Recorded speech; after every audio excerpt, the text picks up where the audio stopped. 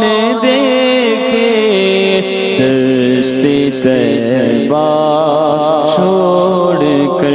الحمدللہ الذی ابدع الافلاک والاردین والصلاة والسلام علی من کان نبیا وآدم بین الماء والطین وعلی آلہ واصحابہ اجمعین، اما بعد فاعوذ باللہ من الشیطان الرجیم، بسم اللہ الرحمن الرحیم۔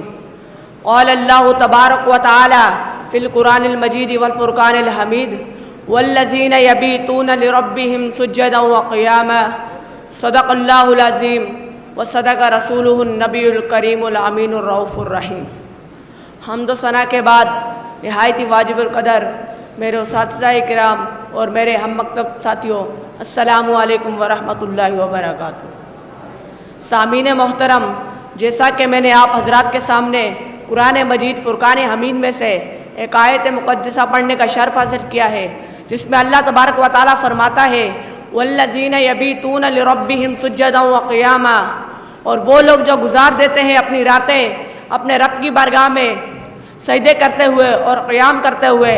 سامعین محترم، اس آیت کریمہ میں ان لوگوں کا ذکر ہے جن لوگوں کی راتیں عبادت الہی میں گزرتی ہے، کبھی وہ سجدے کرتے ہیں تو کبھی قیام کرتے ہیں، رکوع کی حالت ہے رات ختم ہو گئی، ان کے سجدوں کی طوالت راتوں کی وسعتوں پر حاوی ہے، راتیں ختم ہو جاتی ہیں مگر ان کے سجدے ختم نہیں ہوتے۔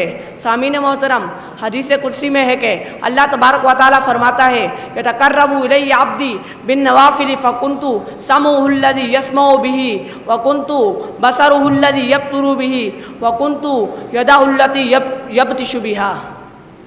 سامعین محترم، اللہ تبارک تعالیٰ فرماتا ہے کہ بندہ عبادت کے ذریعے اس سے اس قدر قریب ہو جاتا ہے کہ میں اس کے کان بن جاتا ہوں، وہ میرے ساتھ سنتا ہے، میں اس کی آنکھیں بن جاتا ہوں، وہ میرے ساتھ دیکھتا ہے، میں اس کے ہاتھ بن جاتا ہوں، وہ میرے ساتھ پکڑتا ہے۔ سامعین محترم، صحیح بخاری شریف میں ہے کہ ایک شخص نے ام المؤمنین سے دریافت کیا کہ آپ حضور صلی اللہ علیہ وآلہ وسلم کی کوئی عجیب چیز بیان کریں۔ آپ نے فرمایا حضور صلی اللہ علیہ وآلہ وسلم کی ہر چیز ہی عجیب ہے۔ ایک مرتبہ آپ میرے حجرے میں تشریف لائے اور تھوڑی ہی دیر آرام کیا تھا، پھر فرمایا کہ چلو اپنے رب کی عبادت کر لیتے ہیں۔ یہ کہہ کر عبادت الہی میں کھڑے ہو گئے اور رونا شروع کیا، یہاں تک کہ آنسو سینے مبارک تک بہنے لگے۔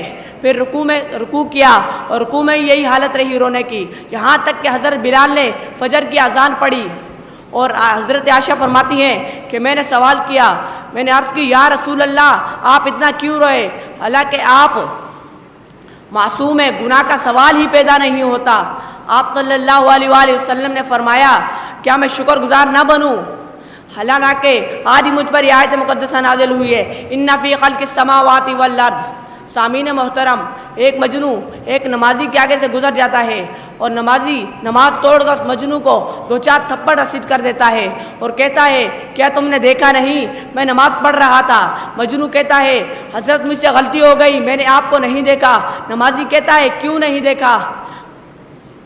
مجنو آخرکار نمازی سے ایک بات کہتا ہے کہ میں دنیا کی ایک عورت کے عشق میں اس قدر دیوانہ ہو کر جا رہا تھا کہ میں نے آپ کو نہیں دیکھا۔ آپ یہ بتائیں کہ آپ اللہ تعالیٰ کی بارگاہ میں کھڑے ہو کر آپ نے مجھے کیسے دیکھ لیا؟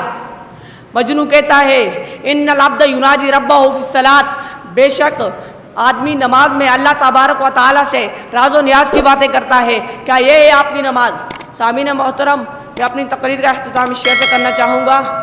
عشق لیلا میں میری حالت تباہ، وصل حق میں غیر پر تیری نگاہ، کیا ایسے کہتے ہیں راز و نیاز، بس نمازی دیکھ لی تیری نماز، وما توفیق الا باللہ۔